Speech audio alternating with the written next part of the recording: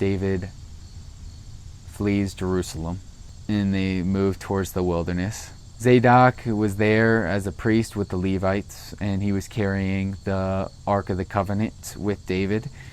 And the priests were offering sacrifices, doing the proper rituals. The king said to Zadok, "Take the Ark of the Covenant back into the city.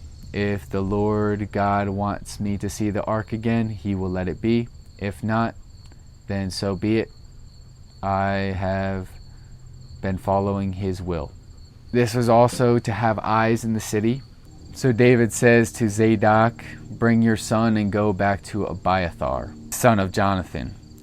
And you and Abiathar and your 2 sons are to go back to Jerusalem." David continues up to the Mount of Olives. His head was covered, his feet were barefoot, and he was weeping along the way to the Mount of Olives. All the people covered their heads and were weeping as well.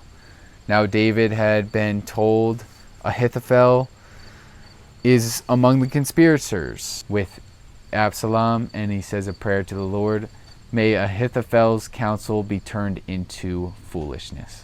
David arrived up there at the Mount of Olives at the summit where people used to worship God, and Hushai the Archite was there to meet him, and his robe was torn and dust on his head. And David said to him, "If you go with me, you'll be a burden to me.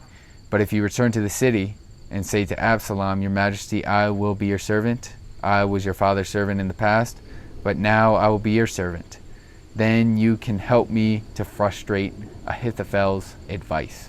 Won't the priests Zadok and Abiathar be there with you?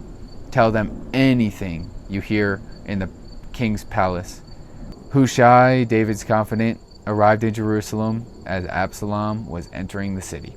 So David is now getting eyes in the city from the priests and from servants in the council that are gonna confuse the advice of the head counselor Ahithophel and give intel back to David. This is how you run a kingdom. You get eyes everywhere. That's the end of 15.